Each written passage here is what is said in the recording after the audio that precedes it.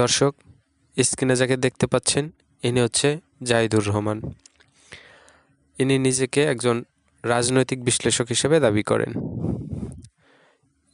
ইনি গত 2 দিন আগে তার ইউটিউব চ্যানেলে একটি ভিডিও প্রকাশ করেছেন। সেই ভিডিওটা আমাদের সুপরিচিত জেডাই খান পান্না, যিনি একজন মুক্তিযোদ্ধা এবং একজন সিনিয়র আইনজীবী। তাকে নিয়ে তিনি একটা ভিডিও প্রকাশ করেছেন, যে ভিডিওতে তিনি জেডাই খান পান্নাকে নিয়ে বেশ কিছু কথা বলেছেন। সেই ব্যাপারেই কিছু কথা বলবো। দর্শক, আপনারা দেখে থাকবেন, জেডাই খান পান্না তিনি একটা ঘোষণা দিয়েছেন যে যদি সুযোগ আসে তিনি শেখ হাসিনার জন্য আইনি লড়াই করবেন। এরপরেই জাহিদুর রহমান তিনি তার ইউটিউব চ্যানেলে জেডাই খান পান্নাকে নিয়ে ভিডিওটি প্রকাশ করেন, যেখানে তিনি জেডাই খান পান্নাকে ভারতীয় দালাল এবং আওয়ামী লীগের হয়ে খেলে যাচ্ছেন এরকম একটা কিছু বলতে চেয়েছেন। দর্শক, আমি এখানে একটা কথাই বলতে চাই, জেডাই খান পান্না যিনি কিনা বৈষম্য বিরোধী ছাত্র আন্দোলনে সবসময় সমর্থক ছিলেন এবং তিনি মাঠ পর্যায়ে নেমে গণহত্যার বিচার এবং যখন সমন্বয়কদের ডিবি অফিসে নিয়ে যাওয়া হয় তখন কিন্তু তাদের জন্য তিনি আইনি লড়াইয়ের ঘোষণা দিয়েছেন। সেটা আমরা সবাই দেখেছি। এখন একজন মুক্তিযোদ্ধা এবং যিনি বৈষম্য বিরোধী ছাত্র আন্দোলনেরও সমর্থক ছিলেন এবং তিনি একসাথে কিন্তু একজন সিনিয়র আইনজীবী তিনি একজন ব্যক্তির জন্য আইনি লড়াই করতেই পারেন। দেশের বর্তমান পরিস্থিতির দিক তাকিয়ে জেডাই খান পান্না সাহেব তিনি বলেছেন শেখ হাসিনার প্রতি অবিচার করা হচ্ছে।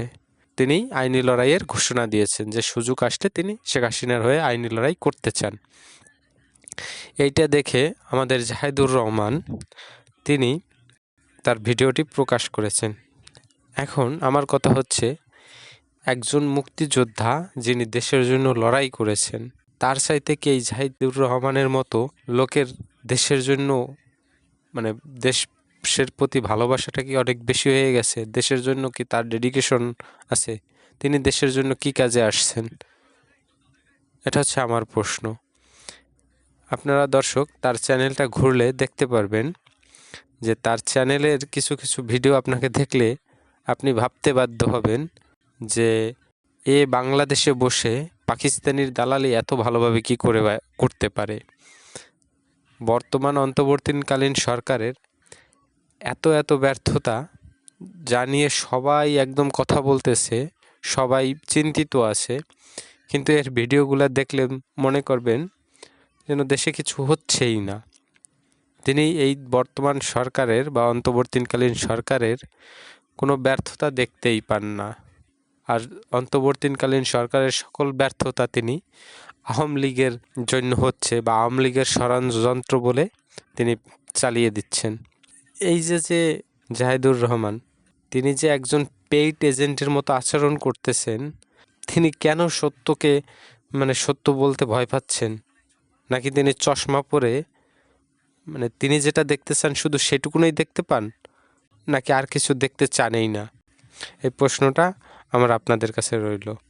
তো একজন সিনিয়র আইনজীবী তিনি একজনের জন্য লড়াই করতেই পারেন। তিনি দেশের জন্য যেমন যুদ্ধ করেছিলেন, বৈষম্য বিরোধী ছাত্র আন্দোলনের সমন্বয়কদের জন্যও তিনি লড়াইয়ে নেমেছিলেন। এখন তার মনে হয়েছে যে দেশে যা হচ্ছে তা ঠিক হচ্ছে না এবং তিনি বলছেন যে আমি শেখ হাসিনার জন্য লড়াই করব। তো সেখান থেকে আমার মনে হয় যে তিনি তো ভুল কিছু বলেননি। জাহিদুর রহমানের মতো ব্যক্তিরা তারা একজন সিনিয়র আইনজীবী এবং একজন মুক্তিযোদ্ধাকে নিয়ে এই ধরনের কথা কিভাবে বলে, সেটা আমার প্রশ্ন। তো কি বলবেন? আপনারা যা বলার বলবেন, আপনারা কি মনে করেন সব কিছুই জানাবেন। দর্শক, আমরা কি এখন জেডাই খান পান্নার মতো একজন মুক্তিযোদ্ধাকে দেশদ্রোহী বলবো? আর এই জাহিদুর রহমানের মতো লোকদেরকে কি দেশপ্রেমিক বলবো? দেখেন আপনারা যা ভালো মনে করেন।